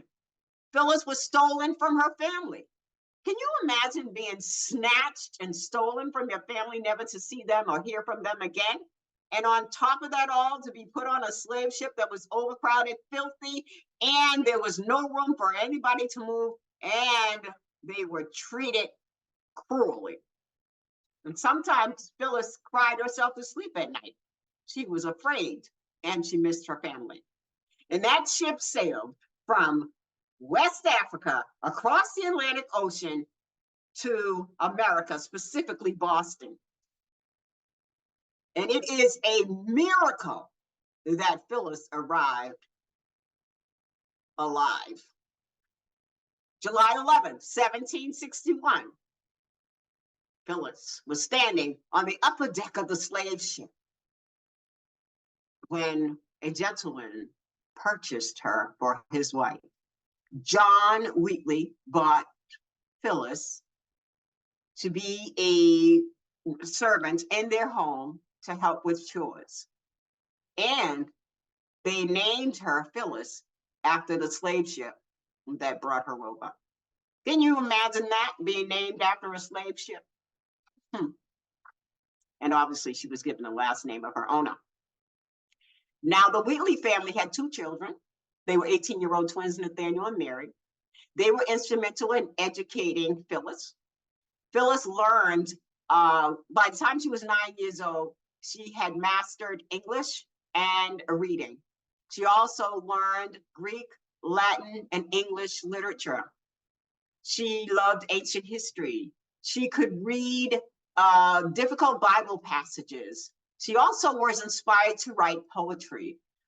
She had this desire, after hearing people share their stories, she would see these images in her mind. It would help her to create the stories. And so that's how she wrote her poetry. And when Susanna noticed that Phyllis' poetry was something that could be shared with other people, she encouraged her to continue to write. Phyllis really became very popular with her poetry. Susanna started submitting them into different publications and newspapers to have her work produced in those publications. So Phyllis was becoming famous. I mean, she was really, really good at what she did. And the people that inspired her with poetry was Alexander Pope and Thomas Gray.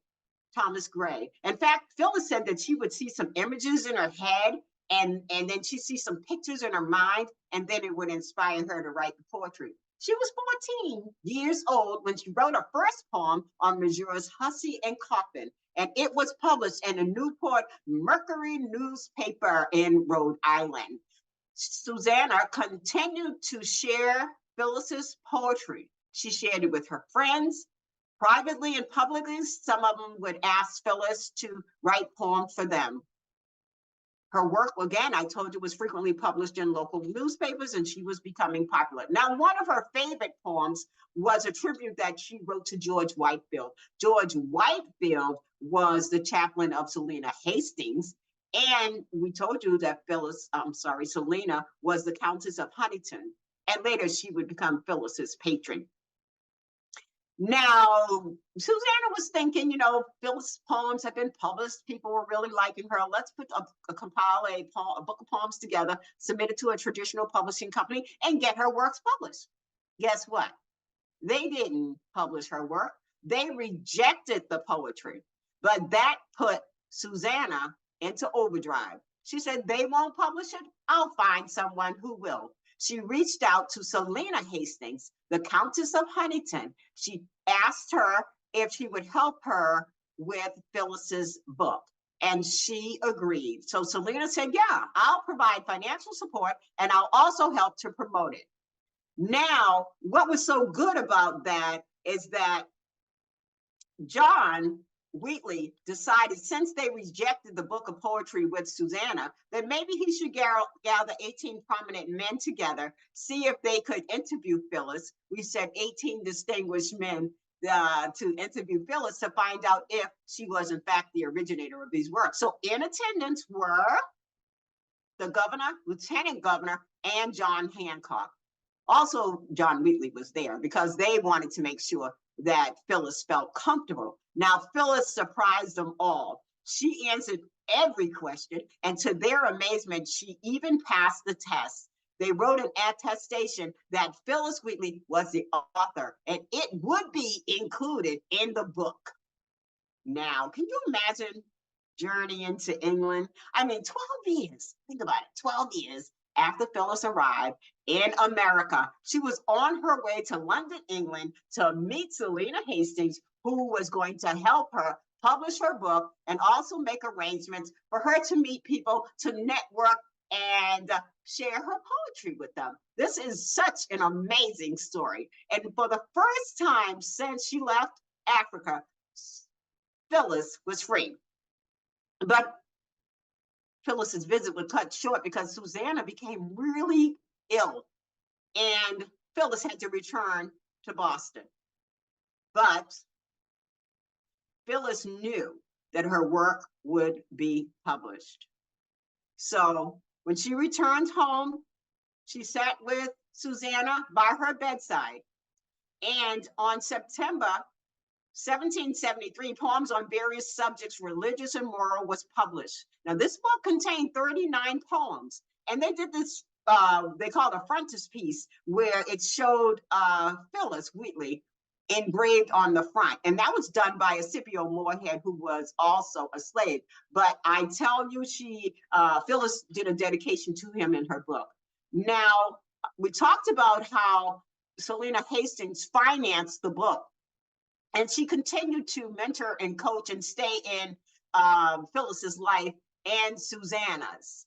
But Susanna died in March 1774, and that mentoring friendship obviously died with her. And Phyllis's life changed drastically after that.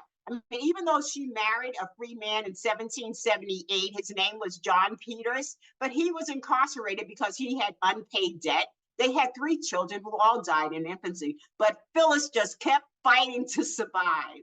So on December 5th, 1784, Phyllis died with her poetry and dreams inside. So the moral to this story is never, ever give up on your dreams, because dreams do come true. And believe that God works in mysterious ways. I'm going to recite one of her most recited poems called On Being Brought from Africa to America. 'Twas mercy brought me from my pagan land, taught my benighted soul to understand that there's a God, that there's a Savior too. Once our redemption neither sought nor knew. Some view our sable race with scornful eye. Their color is a diabolic dye. Remember, Christians, Negroes, black as Cain, may be refined and join the angelic train. Please read more about Phyllis Wheatley, Poems on Various Subjects, Religious and Moral. You can contact me, Valerie Fox, at Butterfly Fox Productions, gmail.com. Again, it's Valerie Fox, Butterfly Fox Productions at gmail.com. Thank you.